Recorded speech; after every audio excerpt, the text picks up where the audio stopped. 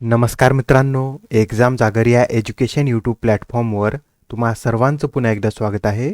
तर मित्रांनो, या आधीच्या सत्रामध्ये मी तुम्हाला एक प्रश्न विचारला होता आणि प्रश्न काय होता? तर राष्ट्रपती भवनातील मुघल गार्डन्सचे नाव बदलून नवीन नाव काय ठेवण्यात आले आहे? तर या प्रश्नाचं योग्य उत्तर आहे पर्याय क्रमांक 3, म्हणजेच आता राष्ट्रपती भवनातील मुघल गार्डन्सचे नाव बदलून त्याला अमृत उद्यान असं नाव देण्यात आलेलं आहे. आणि आता हे जे अमृत उद्यान आहे हे एकूण 15 एकरमध्ये पसरलेलं आहे आणि या मुघल गार्डनची रचना 1917 मध्ये एडविन लुटियन्स यांनी केली होती. आणि मित्रांनो, तुमच्यासाठी जो डेली प्रश्न असतो त्याचं कमेंटमध्ये उत्तर देण्याचा प्रयत्न करत चला जा. उत्तर चुकलं तरी काय हरकत नाही, कारण ज्यावेळेस तुम्हाला या प्रश्नाचं योग्य उत्तर माहीत होईल त्यावेळेस हे प्रश्न तुमच्या दीर्घकाळापर्यंत लक्षात राहतात. तर आता आजच्या सत्राचा पहिला प्रश्न पहा. 5व्या खेलो इंडिया युथ गेम 2022 चे आयोजन कोणत्या राज्यात करण्यात येत आहे? तर आता हे जे 5वे खेलो इंडिया युथ गेम आहेत त्याचे आयोजन मध्य प्रदेश राज्यामध्ये करण्यात येत आहे. आणि ही जी स्पर्धा आहे याची सुरुवात 30 जानेवारी रोजी झालेली आहे आणि ही स्पर्धा आता 11 फेब्रुवारी पर्यंत आयोजित करण्यात येणार आहे. आणि मध्य प्रदेशमधील कोणत्या शहरामध्ये ही स्पर्धा आयोजित करण्यात येणार आहे? तर मध्य प्रदेशमधील भोपाळ, इंदूर, उज्जैन, ग्वालेर, जबलपूर, मंडला, बालाघाट आणि खरगोन या 8 शहरामध्ये ही स्पर्धा आयोजित करण्यात येत आहे. पण यामध्ये सायकलिंग या खेळाचं आयोजन कुठे करण्यात येणार आहे? तर सायकलिंग या खेळाचं आयोजन दिल्लीमध्ये करण्यात येणार आहे. अत्यंत महत्त्वाचा पॉईंट आहे, लक्षात राहू द्या. सायकलिंग या खेळाचं आयोजन दिल्लीमध्ये करण्यात येणार आहे. आणि यावेळेच्या या खेलो इंडिया युथ गेममध्ये एकूण 27 खेळांचा समावेश आहे. आणि या स्पर्धेमध्ये प्रथमच कायाकिंग, कॅनोईंग, कॅनो सलालम या जलक्रीडा आणि तसेच तलवारबाजी या क्रीडा प्रकाराचा देखील समावेश करण्यात आलेला आहे. आणि आता हे जे 2022 साठीचे खेलो इंडिया युथ गेम्स आहेत त्याच्यासाठी 2 मॅस्कॉट लॉन्च करण्यात आलेली आहेत. त्यांची नावे सुद्धा नोट करून घ्या. तर पहा, यामध्ये आशा नावाचा चित्ता आणि मोगली हे यावेळेसच्या खेलो इंडिया युथ गेम्सचे शुभंकर आहेत. आणि आता जे खेलो इंडिया युथ गेम्स आहेत याची प्रथम आवृत्ती कधी आयोजित करण्यात आली होती? तर याची प्रथम आवृत्ती 2018 मध्ये दिल्लीमध्ये आयोजित करण्यात आली होती आणि यामध्ये हरियाणा या राज्याने सर्वाधिक पदक जिंकले होते. आणि दुसरी आवृत्ती 2019 मध्ये महाराष्ट्रातील पुणे येथे आयोजित करण्यात आली होती आणि महाराष्ट्राने या स्पर्धेमध्ये सर्वाधिक पदक जिंकले होते. आणि तिसरी आवृत्ती 2020 मध्ये आसाम मधील गुवाहाटी येथे आयोजित करण्यात आली होती आणि या स्पर्धेमध्ये देखील महाराष्ट्राने सर्वाधिक पदक जिंकले होते. आणि या स्पर्धेच्या 2021 साठीच्या 4थ्या आवृत्तीचं आयोजन जून 2022 मध्ये हरियाणातील पंचकुला येथे करण्यात आलं होतं. आणि या स्पर्धेमध्ये हरियाणा या राज्याने 137 पदक जिंकले होते. त्यापैकी 52 सुवर्ण होते, 39 रौप्य आणि 46 कांस्य होते. आणि महाराष्ट्राने यामध्ये किती पदक जिंकले होते? तर 125 पदक जिंकले होते. त्यामध्ये 45 सुवर्ण, 40 रौप्य आणि 40 कांस्य या पदकांचा समावेश होता. तर तिसऱ्या क्रमांकावर कर्नाटक हे राज्य होतं आणि कर्नाटक या राज्याने यामध्ये एकूण 67 पदक जिंकले होते. आणि आता प्रश्न क्रमांक दुसरा पहा. लुमिनन्स पॉवर टेक्नॉलॉजीजने देशातील पहिला हरित ऊर्जेवर आधारित सौर पॅनल निर्मिती कारखाना कोणत्या राज्यात स्थापन करण्याची घोषणा केली आहे? तर नुकतीच आता लुमिनन्स पॉवर टेक्नॉलॉजीजने देशातील पहिला हरित ऊर्जेवर आधारित सौर पॅनल निर्मिती कारखाना हा उत्तराखंड या राज्यामध्ये स्थापन करण्याची घोषणा केलेली आहे. आणि आता हा जो कारखाना आहे हा उत्तराखंड मधील रुद्रपूर येथे स्थापन करण्यात येत आहे आणि 2023च्या अखेरपर्यंत हा कारखाना पूर्णपणे कार्यान्वित होणार आहे. आणि तसेच या फॅक्टरीमध्ये सौर पॅनल निर्मितीसाठी 100% सौर ऊर्जेचाच वापर करण्यात येणार आहे. आणि आता इथं उत्तराखंड या राज्याविषयी बोललेलं आहे, तर उत्तराखंड राज्याविषयी हे सुद्धा लक्षात राहू द्या. उत्तराखंड या राज्याची स्थापना 9 नोव्हेंबर 2000 मध्ये झालेली आहे आणि स्थापनेनुसार उत्तराखंड हे 27वे राज्य आहे. आणि उत्तराखंडचे राज्यपाल कोण आहेत? तर गुरमीत सिंग हे राज्यपाल आहेत आणि पुष्कर सिंग धामी हे उत्तराखंडचे मुख्यमंत्री आहेत. आणि तसेच उत्तराखंड या राज्यामध्ये एकूण 6 नॅशनल पार्क आहेत आणि ते कोणकोणते? तर Corbett national park, Nanda Devi national park, Rajaji national park, Gangotri national park, Govind national park आणि valley of flowers national park हे 6 नॅशनल पार्क उत्तराखंड या राज्यामध्ये स्थित आहेत. आणि आता प्रश्न क्रमांक तिसरा पहा. 15व्या ब्रिक्स शिखर परिषदेचे आयोजन कोणत्या देशात करण्यात येणार आहे? तर आता ही जी 15वी ब्रिक्स शिखर परिषद आहे या परिषदेचं आयोजन दक्षिण आफ्रिकेमध्ये करण्यात येणार आहे. आणि दक्षिण आफ्रिकेमधील कोणत्या शहरात ही परिषद आयोजित करण्यात येणार आहे? तर दक्षिण आफ्रिकेमधील डर्बन येथे या परिषदेचं आयोजन करण्यात येणार आहे. आणि ही जी परिषद आहे ही आता ऑगस्ट महिन्यामध्ये आयोजित करण्यात येणार आहे. आणि आता आपण इथं ब्रिक्स शिखर परिषदेविषयी बोलत आहोत.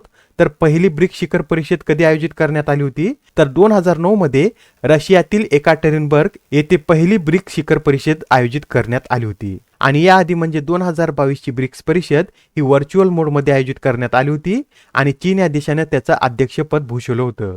आणि 2021 मध्ये सुद्धा ही परिषद व्हर्च्युअल मोडमध्येच आयोजित करण्यात आली होती आणि भारत त्यावेळेस त्याचा अध्यक्ष होता. आणि 2020 मधील 12वी ब्रिक्स परिषद रशियामधील सेंट पीटर्सबर्ग येथे आयोजित करण्यात आली होती. 2019 मधील 11वी ब्रिक्स परिषद ही ब्राझीलमधील ब्राझिलिया येथे आयोजित करण्यात आली होती. आणि 2018 मध्ये या परिषदेचं आयोजन दक्षिण आफ्रिकेमधील जोहान्सबर्ग येथे आयोजित करण्यात आलं होतं. आणि 2017 मध्ये ही ब्रिक्स परिषद चीनमधील झियामिन येथे आयोजित करण्यात आली होती. आणि या ब्रिक्स संघटनेमध्ये ब्राझील, रशिया, इंडिया, चीन आणि साऊथ आफ्रिका या 5 देशांचा समावेश होतो. आणि याबरोबरच या ज्या ब्रिक्स परिषदा असतात या ब्रिक्स या नावानुसारच आयोजित करण्यात येतात. म्हणजेच काय तर पहा, 2019 मध्ये ब्रिक्स परिषदेचं आयोजन ब्राझीलमध्ये करण्यात आलं होतं. तर आता याची पुढची परिषद कुठे आयोजित करण्यात आलेली आहे? तर रशियामध्ये, त्यानंतर इंडिया, त्यानंतर चीन आणि आता त्यानंतर साऊथ आफ्रिका.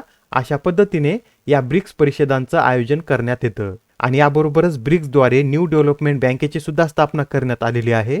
आणि ही बँक कधी स्थापन करण्यात आलेली आहे?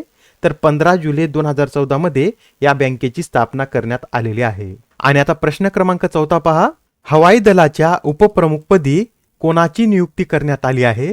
तर नुकतीच आता हवाई दलाच्या उपप्रमुखपदी अमनप्रीत सिंग यांची नियुक्ती करण्यात आलेली आहे. आणि याआधी नुकतेच आता संदीप सिंग हे निवृत्त झालेले आहेत आणि त्यांच्या ठिकाणी आता एअर मार्शल अमनप्रीत सिंग यांची हवाई दलाचे नवीन उपप्रमुख म्हणून नियुक्ती करण्यात आलेली आहे.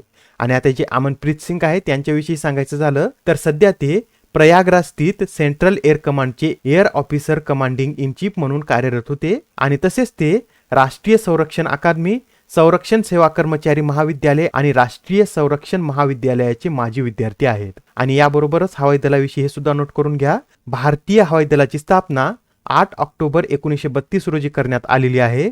आणि त्यासाठी दरवर्षी 8 ऑक्टोबर रोजी वायुसेना दिन साजरा केला जातो. आणि सध्या हवाई दलाचे प्रमुख कोण आहेत? तर एअर चीफ मार्शल विवेक रामचौधरी हे सध्या हवाई दलाचे प्रमुख आहेत. आणि याबरोबरच याआधी सुद्धा काही महत्त्वाच्या नियुक्त्या करण्यात आल्या होत्या, त्या सुद्धा आपण एकदा रिवाइज करून घेऊया. तर पहा, यामध्ये हवाई दलाच्या पश्चिम एअर कमांडचे प्रमुख म्हणून एअर मार्शल पंकज मोहन सिन्हा यांची नियुक्ती करण्यात आलेली आहे. मुंबईच्या विशेष पोलीस आयुक्तपदी देवेन भारती, सियाचीनमध्ये तैनात होणाऱ्या पहिल्या महिला लष्करी अधिकारी या शिवा चौहान बनलेले आहेत. US हाऊस ऑफ रिप्रेझेंटेटिव्हचे नवे अध्यक्ष म्हणून केविन मॅकॅर्थी यांची नियुक्ती करण्यात आलेली आहे. BCCIच्या वरिष्ठ निवड समितीच्या अध्यक्षपदी चेतन शर्मा, महाराष्ट्र क्रिकेट संघटनेच्या अध्यक्षपदी रोहित पवार, तर पेटीएम पेमेंट्स बँकेचे नवीन MD आणि CEO म्हणून सुरेंदर चावला यांची नियुक्ती करण्यात आलेली आहे. आणि आता प्रश्न क्रमांक 5 पहा, 2023 साठीचा संस्था श्रेणीतील सुभाषचंद्र बोस आपत्ती व्यवस्थापन पुरस्कार कोणत्या संस्थेला जाहीर झाला आहे? तर आता 2023 साठीचा संस्था या श्रेणीतील सुभाषचंद्र बोस आपत्ती व्यवस्थापन पुरस्कार हा ओडिशा राज्य आपत्ती व्यवस्थापन प्राधिकरण आणि लुंगलेई अग्निशमन केंद्र मिझोराम या 2 संस्थांना जाहीर झालेला आहे. म्हणजेच या प्रश्नाचं योग्य उत्तर काय आहे? तर पर्याय क्रमांक 4 हे या प्रश्नाचं योग्य उत्तर आहे. आणि आता हे जे ओडिशा राज्य आपत्ती व्यवस्थापन प्राधिकरण आहे याची स्थापना 1999 मध्ये करण्यात आली होती. आणि तसेच आता हे जे सुभाषचंद्र बोस आपत्ती व्यवस्थापन पुरस्कार आहेत हे पुरस्कार 2019 पासून सुभाषचंद्र बोस यांच्या जयंती दिनी म्हणजेच 23 जानेवारीला जाहीर करण्यात येत आहेत. आणि हे जे पुरस्कार आहेत हे पुरस्कार संस्था आणि व्यक्ती या 2 श्रेणीमध्ये देण्यात येतात. आणि यामध्ये संस्थेला रोख पारितोषिक म्हणून 51 लाख रुपये रोख आणि प्रमाणपत्र देण्यात येते, तर व्यक्तीला 5 लाख रुपये रोख आणि प्रमाणपत्र देण्यात येते. आणि 2022 हा पुरस्कार प्राध्यापक विनोद कुमार शर्मा यांना व्यक्ती श्रेणीत देण्यात आला होता, तर संस्था श्रेणीतील हा पुरस्कार गुजरात आपत्ती व्यवस्थापन संस्थेला देण्यात आला होता. आणि आता प्रश्न क्रमांक 6 पहा. आता यामध्ये काय विचारलेलं आहे? तर इंडिया ओपन बॅडमिंटन पुरुष एकेरीचं विजेतेपद कोणी पटकावलेलं आहे? तर आता या इंडिया ओपन बॅडमिंटन स्पर्धेतील पुरुष एकेरीचं विजेतेपद हे कुनलावत विटिडसन यांनी पटकावलेलं आहे. आणि यामध्ये कुनलावत विटिडसन यांनी अंतिम सामन्यामध्ये विक्टर एक्सेल्सेन यांना हरवून ही स्पर्धा जिंकलेली आहे. आणि आता हे जे कुनलावत विटिडसन आहेत हे कोणत्या देशाचे आहेत, तर हे थायलंड या देशाचे खेळाडू आहेत. आणि तसेच या इंडियन ओपन बॅडमिंटन स्पर्धेतील महिला एकेरीचं विजेतेपद कोणी पटकावलेलं आहे, तर कोरियाच्या अॅन सेओंग यांनी जपानच्या आकाने यामागुची यांना हरून या स्पर्धेचं विजेतेपद पटकावलेलं आहे. आणि आता प्रश्न क्रमांक 7 पहा. उत्तर भारतातील सर्वात मोठा तरंगणारा सौर ऊर्जा प्रकल्प कोठे स्थापन करण्यात आला आहे, तर आता उत्तर भारतातील सर्वात मोठा तरंगणारा सौर ऊर्जा प्रकल्प हा चंदीगडमध्ये स्थापन करण्यात आलेला आहे. आणि या प्रकल्पाची क्षमता ही 2 मेगावॅट इतकी आहे. आणि तसेच या सोलर प्लांटमधून 28 दशलक्ष युनिट इतकी वीज निर्माण करण्यात येणार आहे. आणि आता नेक्स्ट क्वेश्चन पहा. नुकतेच आता बालकुमार साहित्य संमेलनाच्या अध्यक्षपदी कोणाची निवड करण्यात आली आहे, तर आता हे जे बालकुमार साहित्य संमेलन आहे याच्या अध्यक्षपदी इंद्रजित भालेराव यांची निवड करण्यात आलेली आहे. आणि आता हे जे बालकुमार साहित्य आहे याचं आयोजन कोणाद्वारे करण्यात येणार आहे, तर अमरेंद्र भास्कर मराठी बालकुमार साहित्य संस्था आणि कर्जत जामखेड एकात्मिक विकास संस्था यांच्या संयुक्त विद्यमाने या बालकुमार साहित्य संमेलनाचं आयोजन करण्यात येणार आहे. आणि हे जे संमेलन आहे हे 9 फेब्रुवारी पासून कर्जत येथील दादा पाटील महाविद्यालयात आयोजित करण्यात येणार आहे. आणि या बालकुमार साहित्य संमेलनाचे स्वागताध्यक्ष कोण आहेत, तर रोहित पवार हे स्वागताध्यक्ष आहेत, तर सुनंदा पवार या संमेलनाच्या निमंत्रक आहेत. आणि आता प्रश्न क्रमांक 9 पहा. कोणत्या राज्याने पुढील आर्थिक वर्षापासून बेरोजगार तरुणांना मासिक भत्ता देण्याची घोषणा केली आहे, तर नुकतीच आता अशी घोषणा छत्तीसगड या राज्यानं केलेली आहे. अत्यंत महत्त्वाचा प्रश्न आहे पहा. आता पुढील आर्थिक वर्षापासून बेरोजगार तरुणांना मासिक भत्ता देण्याची घोषणा ही छत्तीसगड या राज्यानं केलेली आहे. आणि तसेच या घोषणेबरोबरच छत्तीसगड राज्याने आता ग्रामीण उद्योग धोरण तयार करण्याची सुद्धा घोषणा केलेली आहे. आणि आता जे छत्तीसगड राज्य आहे याविषयी सांगायचं झालं तर छत्तीसगडची स्थापना 1 नोव्हेंबर 2000 रोजी झालेली आहे. आणि स्थापनेनुसार हे 26वं राज्य होतं. आणि छत्तीसगडच्या सध्या राज्यपाल कोण आहेत, तर अनुसुया उईके या राज्यपाल आहेत. आणि भूपेश बघेल हे छत्तीसगडचे मुख्यमंत्री आहेत. आणि छत्तीसगडमध्ये एकूण 3 नॅशनल पार्क आहेत. आणि ते कोणकोणते, तर गुरु Ghasidas national park, Indravati national park आणि कांगेर व्हॅली नॅशनल पार्क हे 3 नॅशनल पार्क छत्तीसगड या राज्यामध्ये स्थित आहेत. आणि आता आजच्या सत्रामधील शेवटचा प्रश्न पहा. अलीकडेच कोणत्या क्रिकेटपटूने सर्व प्रकारच्या आंतरराष्ट्रीय क्रिकेटमधून निवृत्तीची घोषणा केली आहे, तर नुकतीच आता अशी घोषणा मुरली विजय यांनी केलेली आहे. आणि आता जे मुरली विजय आहेत यांनी 2008 मध्ये ऑस्ट्रेलिया विरुद्ध पहिला कसोटी सामना खेळला होता, तर 2010 मध्ये दक्षिण आफ्रिकेविरुद्ध पहिला एकदिवसीय आणि 2010 मध्येच अफगाणिस्तान विरुद्ध त्यांनी पहिला T20 सामना खेळला होता.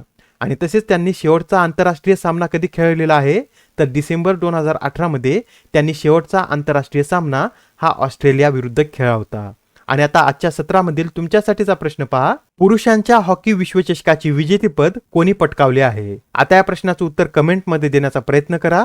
उत्तर चुकलं तरी काय हरकत नाही, कारण ज्यावेळेस तुम्हाला या प्रश्नाचं योग्य उत्तर माहित होतं त्यावेळेस हे प्रश्न तुमच्या दीर्घकाळापर्यंत लक्षात राहतात. तर आता पुढच्या सत्रामध्ये पुन्हा भेटूया. धन्यवाद.